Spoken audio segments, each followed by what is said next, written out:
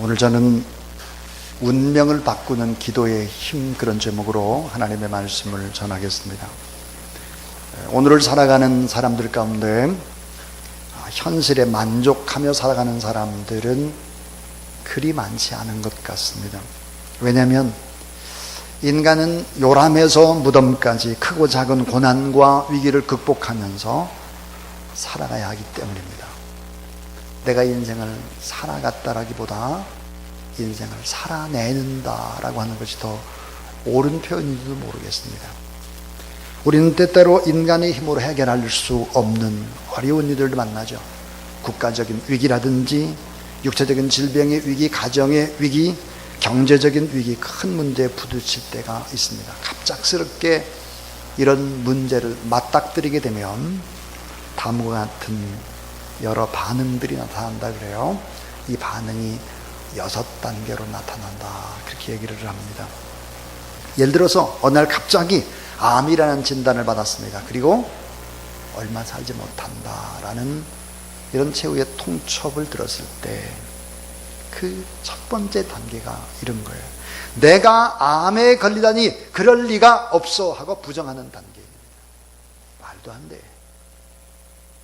그러다가 나중에 두 번째 단계는 확인의 단계를 거치는 것입니다. 서울대병원으로 가봐야 되겠다. 삼성의료원으로 가야 되겠다. 아산으로 가야 되겠다. 작은 병원이니까 그래. 확인의 단계에 들어가는 것이죠. 정밀 검사를 하는 것입니다. 그 다음에 이제 세 번째 단계는 불평하고 불만하고 원망하는 단계입니다. 예를 들어서 자식들을 향해서 이렇게 원망을 합니다. 품 안의 자식이 다 키워놨더니 소용이 없다. 이렇게 아파 누워있는 별 관심도 없고 찾아오지도 않고 다 이렇게 원망하는 것입니다. 그 다음의 단계가 타협과 협상의 단계를 거친다는 거예요. 예를 들어서 한 번만 살려주신다면 열심히 제가 열심히 하겠습니다. 우리 막내 아들 결혼시킬 때만 그때까지만 살게 해주세요. 내년 봄 개나리 진달래 필 때까지만 살면 좋겠네요. 군대 간 아들이 제대할 때까지는 제가 좀 살았으면 좋겠어요. 이렇게 하나님 앞에 타협하고 협상하는 단계를 거치는 것입니다. 제가 전에 섬기던 교회에 안수집사님 한 분이 지금도 기억을 합니다. 하종상 안수집사님이었는데 이분이 암에 걸렸습니다. 얼마 잠들지 못한다라고는 판명을 받았죠. 신방을 갔더니 그분이 이렇게 말을 했습니다. 그때 마침 마산 문창교회가 건축 중에 있었습니다. 제가 섬기던 교회였는데 이 하종상 안수집사님이 소원, 간절히 원하는 소원이 뭡니까? 그랬더니 병 고침 받고 그런 게 아니라 이렇게 말했습니다. 성전이 다 완공될 때까지 제가 살고 싶어요. 아름다운 성전이 잘 건축되는 모습을 보고 입당 예배 드리고 그리고 제가 죽음을 맞이하고 싶습니다. 타협과 협상의 단계죠. 그 다음에 이제 5번째 단계는 스스로 자책하는 단계라고 합니다. 자책. 내가 인생을 잘못 살아서 그래. 자책하고. 6번째 단계는 체념하고 절망하고 자포자기하는 단계를 거친다, 그럽니다. 그래서 식사를 하지도 않아요. 곡기를 끊어요. 사람을 만나지도 않죠.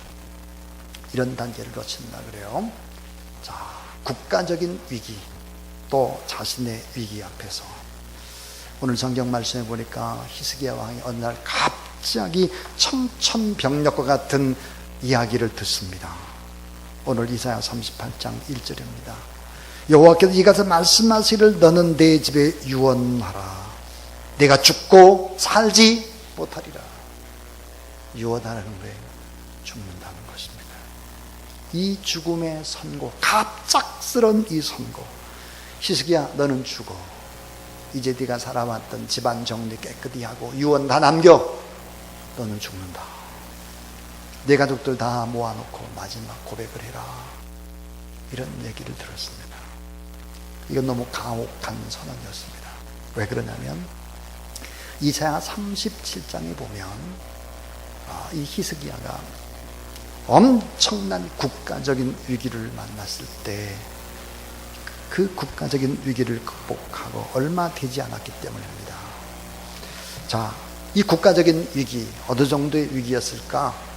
세계 최강 아수르가 유다의 46개 성읍을 다 섬멸했습니다. 그리고 이제 예루살렘이 완전히 포위했습니다. 자, 18만 5천이 다 군대가 다 포위를 했어요. 성에 이제 흙으로 성을 쌓습니다. 침략해 들어가려고 하는 거죠. 자, 군사력도 남유다에겐 없습니다. 경제력도 없습니다. 양식도 없습니다. 자, 근데 아수르 왕 사네립은 소리를 치는 것입니다. 너희들은 먹을 양식도 없고 마실 물도 없다. 너희들은 이제 곧 너희들의 대변을 먹게 될 것이고 너희들의 소변을 마시게 된다. 너희들은 다 죽었다. 항복하라는 거예요. 그러나 히스기야는 끝까지 하나님 앞에 부르짖어 기도하는 것입니다. 끝까지 백성들에게 침묵하라. 저 아수르 왕 사네립의 소리에 귀를 기울이지 말고 침묵하고 옷을 찢으라. 그리고 하나님 앞에 기도하라. 히스기야가 하나님 앞에 간절히 기도를 합니다. 성전으로 나가서 굵은 베옷을 입고 문제가 해결되지 않으면 죽겠다는 각오로 굵은 베옷을 입었다라고 하는 것이 무엇입니까? 회개와 함께 나는 이 문제가 해결이 안 되면 죽습니다. 그리고 이사야에게 기도 부탁을 하게 되죠. 절망의 끝자락에 하나님 앞에 매달립니다. 결국은 어때요? 아무리 강한 나라 아수르라고 할지라도 하나님이 함께 하시지 않고 하나님이 한번 쳐버리게 되면 하룻밤 사이에도 18만 5천이 다 죽어나자 빠진다는 사실을 믿으시기를 바랍니다. 이 놀라운 역사가 일어난 거예요. 그리고 사네립은 결국은 아수르로 돌아가게 되고 나중에는 어때요? 아들의 손에 의해서 처참히 죽게 되는 것입니다. 자, 어떤 신학자는 이렇게 말했습니다. 이런 18만 5천을 물리친 이 기적은 홍해의 기적을 방불하는 놀라운 장면이다 그랬습니다. 이렇게 국가적인 위기를 극복하고 얼마 되지 않아서 이번에는 개인적인 위기가 닥친 것입니다. 자, 히스기야는 믿음의 왕입니다. 백성들로 존경받는 왕이죠. 유다 왕 중에 신앙이 참 얼마 되지 않는 정말 좋은 왕이죠. 다윗을 꼭 빼닮았다 그렇게 얘기를 하잖아요. 그런데 지금 자, 이제 넌 죽는다 유언을 해라 할 때 히스기야의 나이가 몇 살일까요? 39살입니다. 한참 일을 할 수 있는 나이 39살에 죽게 된다 하는 것입니다.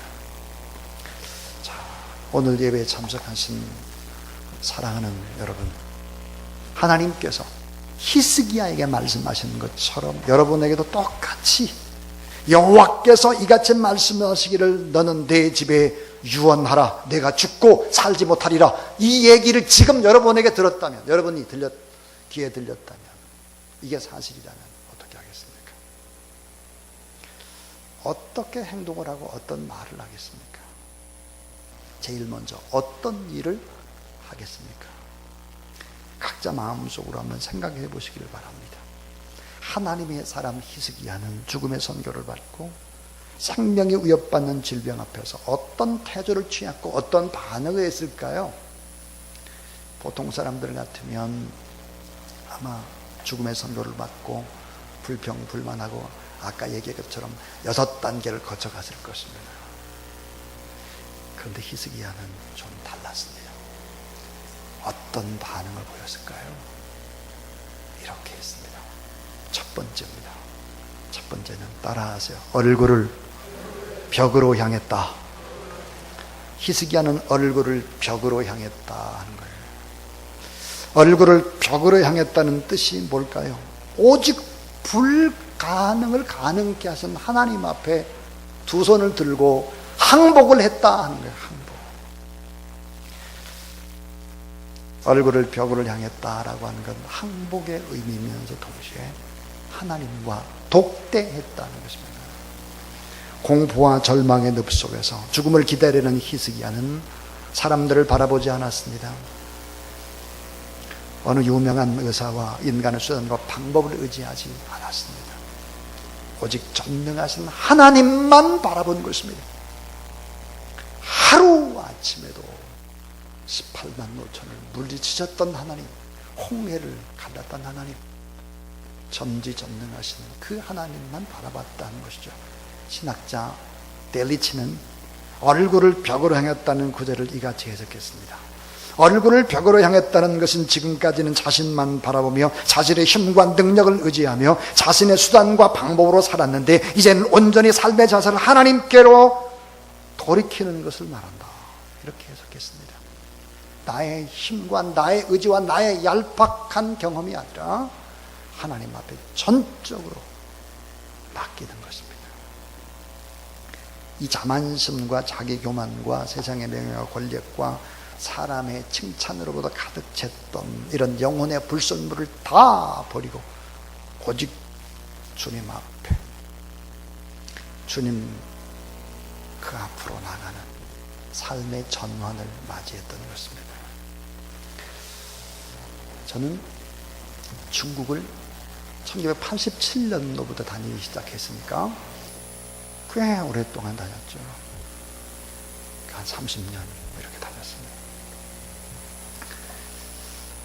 27년 전의 일입니다.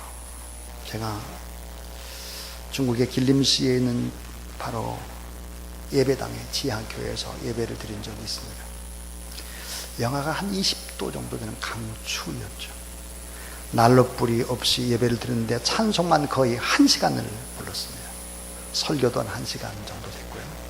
기도하고 헌금, 광고 한 30분, 2시간 30분의 긴 예배를 드렸습니다. 예배를 드리고 나서 축도가 끝났는데 사람들이 가지 않아요. 그때 모였던 사람들이 한 500명 정도 모였던 것 같아요. 의자가 이렇게 좋은 의자가 아닙니다.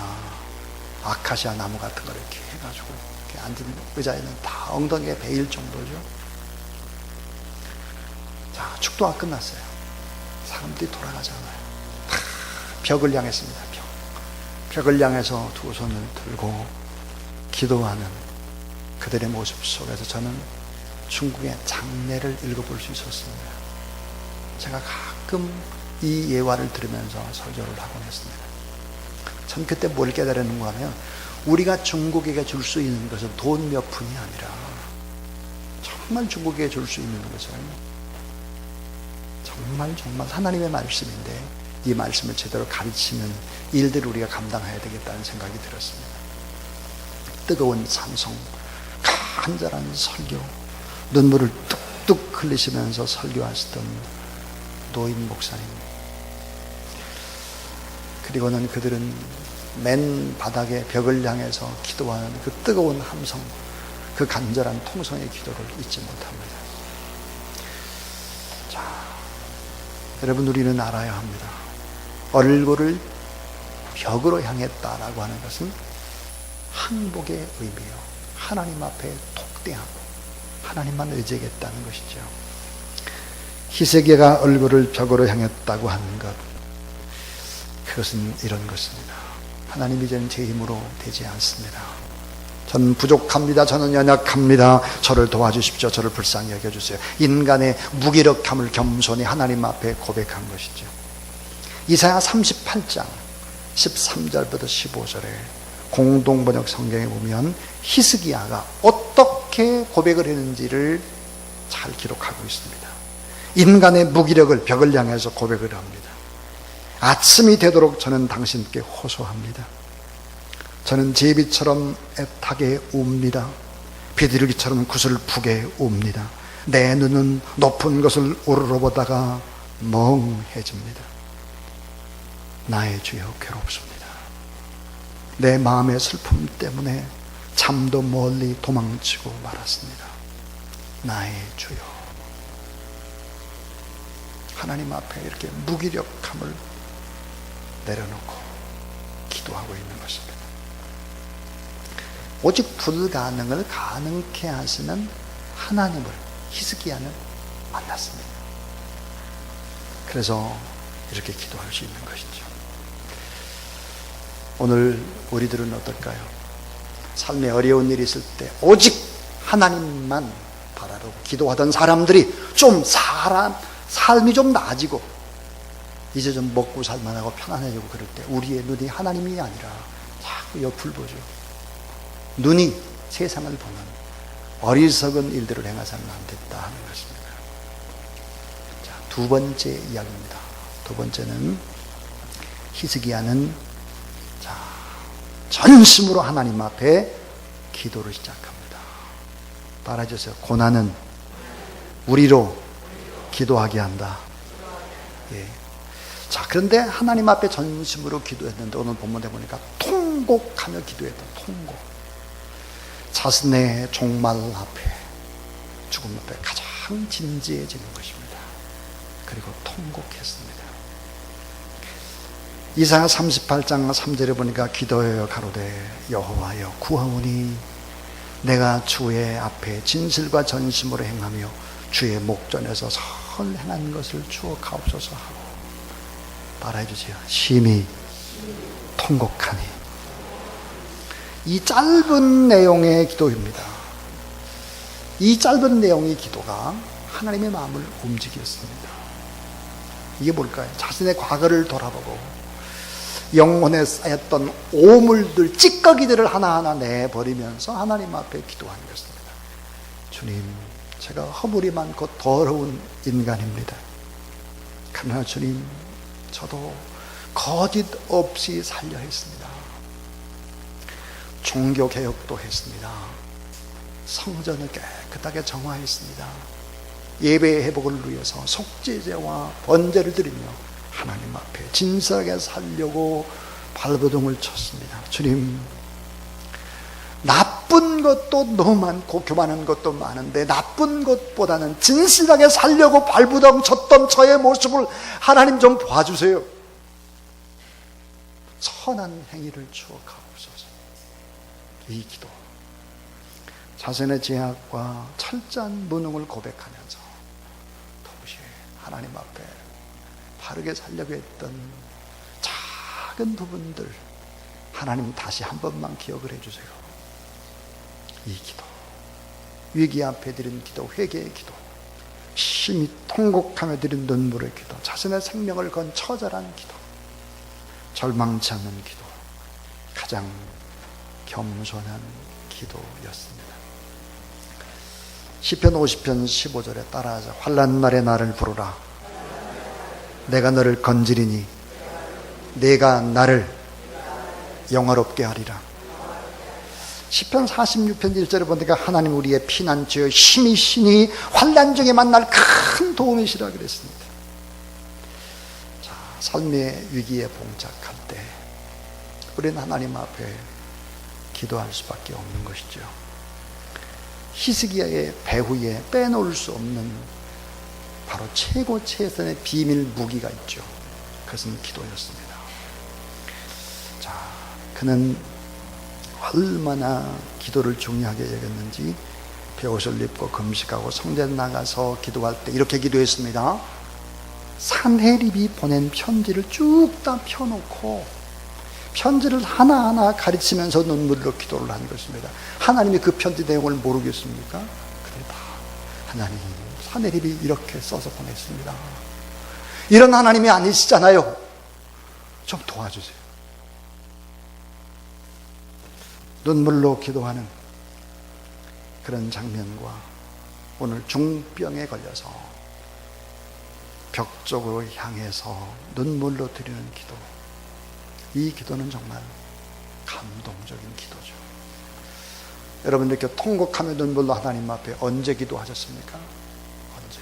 묻고 싶습니다. 얼마나 운명을 바꾸고 나라의 운명도 바꾸고 개인의 운명도 바뀌고 자녀의 운명도 바뀔 수 있는 기도의 능력을 얼마나 믿고 얼마나 실천하고 얼마나 하고 있느냐라고 묻고 싶습니다. 여러분에게 따라하세요. 기도는 생명의 젖줄이요 능력의 통로요. 만사를 변화시키는 가장 큰 힘이요. 문제 해결의 마스터 키다. 기도가 이런 거예요. 기도. 자, 세 번째 이야기입니다. 세 번째는 하나님의 음성을 듣고 문제 해결을 받은 히스기야입니다. 이 고난은 하나님의 응답을 경험하게 하죠. 우리가 기도만 할 수 있다면. 히스기야, 그는 어떻게 됐나? 내가 내 기도를 들었고 내 눈물을 보았노라 그랬습니다. 하나님 히스기야의 간절한 기도를 들으셨고 하나님 뜻대로 살고자 눈물을 흘리던 모습을 보셨습니다. 그리고는 세 가지의 축복으로 응답을 해주십니다. 히스기야만 기도한 것은 아닙니다. 이사야가 기도했죠. 히스기야의 위대함은 어디 있느냐? 영적인 멘토가 있다는 거예요. 그 영적인 멘토가 히스기야보다 18살 위에 있는 이사야였습니다. 참 놀랍죠. 하나님의 사람들 가운데 바르게 통치하고 하나님 앞에 인정받았던 사람들 곁에는 언제나 영적인 멘토가 있었습니다. 여러분에게 영적인 멘토 있으신지 묻고 싶습니다. 다윗 곁에는 나단이라는 멘토가 있었죠. 히스기야 곁에는 이사야라고 하는 멘토가 있었습니다.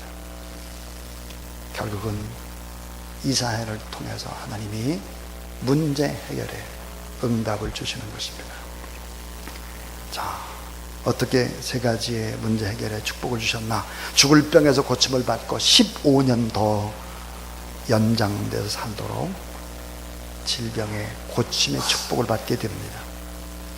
또 유대 나라를 아수르 왕의 손에서 건져주셨습니다. 그러니까 나라가 해방되는 기쁨을 누리죠. 그 다음에 예루살렘 성을 하나님께서 보호해 주자간 보호의 축복입니다. 보호의 약속을 받게 됩니다.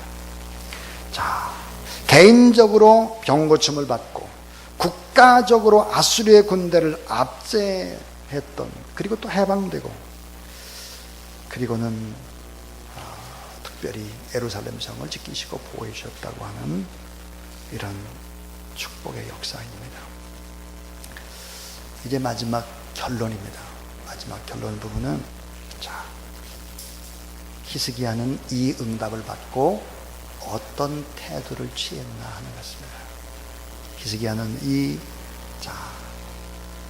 응답을 받고 나서, 축복을 받고 난 다음에 어떤 태도를 취했을까 하는 거예요. 어떻게 하나님의 뜻대로 살기로 결단을 했을까 하는 것입니다. 그것은 하나가, 고난에도 하나님의 뜻이 있다는 것을 히스기야는 절절히 깨닫게 된 것입니다. 자, 이사야 38장 17절에 보옵소서, 내가 큰 고통을 더하시는 것은 내게 평안을 주려 하십니다. 주께서 나의 영혼을 사랑하사 멸망의 구덩이에서 건지셨고 나의 모든 죄는 주의 등 뒤에 던지셨나이다 그랬습니다. 고난을 통해서 참 평안함을 주셨고 하나님의 참 사랑을 느꼈을 뿐만 아니라 문제도 다 해결되고 죄의 문제도 해결됐다라고 고백을 합니다. 또 하나는 주님께 감사하며 평생토록 주님을 증거하며 살겠다는 거예요. 주님께 감사. 그래서 이사야 38장 19절에 보니까 오직 산자 곧 산자는 오늘 내가 하는 것과 같이 따라서 주께 감사하며, 자, 주의 신실을 아비가 그 자녀에게 알게 하리다 그랬습니다. 그러니까 자기가 이렇게 경험했던 하나님을 다음 세대까지 증거하겠다는 거죠. 그리고는 또 하나의 결단이 납니다. 생명당한 날까지 하나님을 찬양하며 살겠습니다.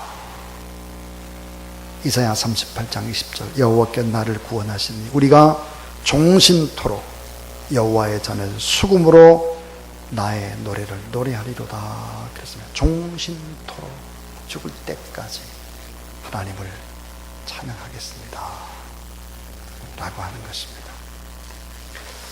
자, 위기 앞에, 개인적인 위기 앞에도 국가적인 위기 앞에도 모두 다 승리가 뭐였느냐? 기도였습니다. 국가의 절대절명의 위기도, 개인적인 죽음의 그런 질병의 위기도 다 극복한 것은 기도였습니다. 기도. 오늘 이 나라의 민족을 봅니다. 이 나라의 민족을 보면서 하나님 앞에 우리가 기도라고 하는 이 도구를 쓰지 않는다면 우리는 나라 민족을 사랑하는 사람이 아닙니다. 그리고 가짜 크리스찬들입니다. 가짜. 얼마나 기도하는지를 한번 늘 돌아봐야 할 것입니다. 제가 계속해서 몇 주 동안 어떤 광고를 내느냐면 지금은 나라와 민족을 위해서 기도해야 될 때입니다라는 광고를 계속 내고 계속했습니다. 하나님 앞에 지금이야말로 기도해야 될 때죠. 우리나라 이 민족을 생각해 보십시오. 위기죠. 국가적인 위기, 개인적인 위기, 이런 위기 앞에 하나님 앞에 간절히 기도하고, 여러분이 예전에 어렵고 힘들고 그럴 때 얼마나 부르짖고 통곡하며 애통하며 그렇게 기도했습니까? 그것이 과거의 간증이 돼서는 안 되고 오늘 우리 현실이 되어야 할 것입니다. 위기 앞에선 히스기야는 얼굴을 벽으로 향했습니다. 오직 불가능을 가능케 하신 하나님만 바라본 것이죠. 그리고 자신의 무기력을 하나님 앞에 고백하고 겸손히 낮아졌습니다. 죽음의 선고를 듣고 하나님 앞에 통곡하며 기도하기 시작했습니다. 히스기야는 하나님의 음성을 듣게 됩니다. 문제 해결을 받죠. 죽을 병에서 고침을 받고 유대 나라를 아수르 왕의 손에서 건져내고 예루살렘 성을 보호하겠다고 하는 축복의 언약을 받습니다. 이런 문제 해결함을 받고 난 다음에 히스기야의 태도, 이런 태도가 오래오래 가야 되겠죠. 고뇌는 하나님의 뜻이 있다는 사실을 알고 주님께 감사하고 주님의 신실하심을 증거하며 살겠다. 생명 다하는 날까지 하나님을 찬양하겠다. 이렇게 결심했습니다. 이런 결심이 오늘 저와 여러분, 우리나라에도 일어나게 되길 바라고, 히스기야와 같은 지도자가 바로 여러분이 되기를 주님의 이름으로 축원합니다.